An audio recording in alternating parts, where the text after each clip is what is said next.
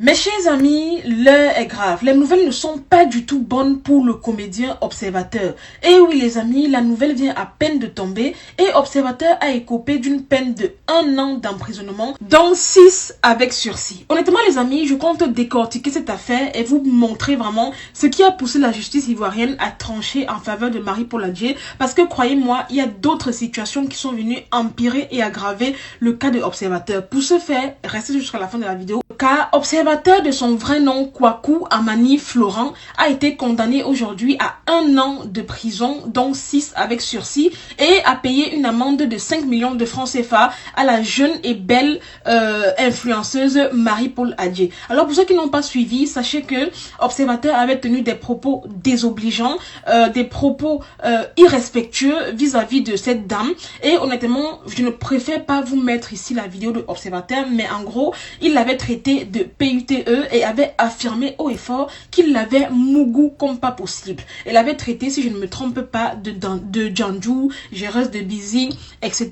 Bien évidemment, par la suite, l'avocat de Observateur avait dit que c'était des propos, voilà, où il blaguait, blablabla, il fait de la comédie. Et puis je me rappelle que même dans la dite vidéo, Observateur était revenu sur ses paroles, disant qu'il avait soi-disant confondu de personnes. Je tiens également à préciser les amis que Observateur n'est pas du tout à son premier frasque avec Marie-Paul Adjei, puisque l'on le sait, il s'est longtemps acharné sur plusieurs autres personnalités publiques, dont Didi B et sa femme, Carmen Sama, Coach Amon Chic, Axel Merrill, Kim Makosso et même Makosso Camille lui-même. Honnêtement, personnellement, si vous voulez mon avis, je suis un tant soit peu soulagée en fait de ce qui arrive aujourd'hui à Observateur, parce que je pense que, comme quelqu'un l'a si bien dit, Observateur c'était quelqu'un de très talentueux, qui excellait dans la comédie, qui était vraiment très bon dans son domaine et qui était l'un des pionniers, mais malheureusement il s'est laissé un peu emporter par l'excès de zèle que lui procurait la recherche effrénée de vues,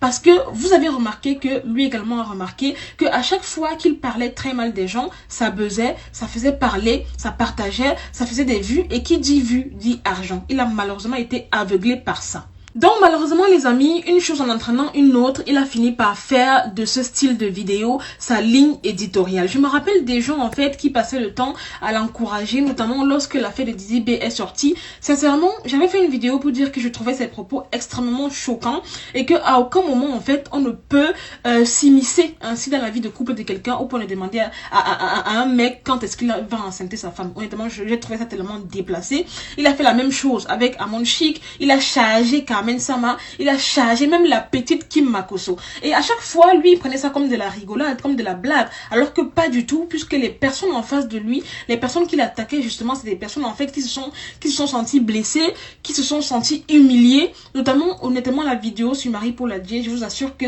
ça aurait été vous alliez agir de la même façon. Parce que cette vidéo est sincèrement répugnante, j'ai envie de dire.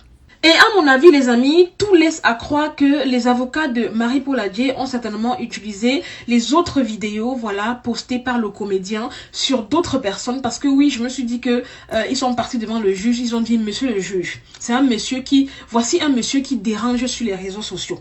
Il nuit aux personnalités des gens. Il nuit même à l'image de la Côte d'Ivoire. Je suis sûre que les avocats de Marie-Paul Adjei ont parlé du cas de Didi B, comme pour montrer que elle n'est pas la seule à être victime de ce monsieur. Vous voyez, moi je pense que c'est un tout. Parce que si on prend l'affaire de Marie-Paul Adjei de manière isolée, certes c'est des propos graves, je ne pense pas qu'on aurait pu arriver à ce genre de conclusion.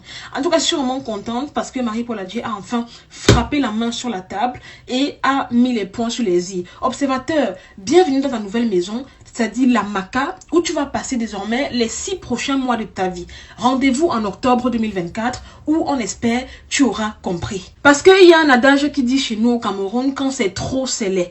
Et justement, en fait, les gens me diront que oui, il n'est pas le seul à faire ça. Je vous l'accorde, je vous le concède. Observateur n'est pas le seul à parler mal des gens. Moi également, Marie-Bibi, 2 fois, je parle mal des gens, on est d'accord. Mais à un moment donné, il va falloir savoir se tenir. Tu ne peux pas entrer dans l'intimité de quelqu'un, prendre... Oh mon Dieu, la vidéo sur Marie-Paul Adjei là, non, c'est une vidéo dégoûtante. Et ça, ce n'est même rien comparé aux vidéos qu'il a fait sur Didi B et sa femme. Donc, sincèrement, les gens qui disent que non, Marie-Paul Adjei exagère, je vois des gens qui mettent la tête de mort sur la vidéo de Marie-Paul Adjei. Pourquoi? Sur sa photo, pourquoi? Elle s'est défendue. Elle a défendu son honneur. À quel moment une personne censée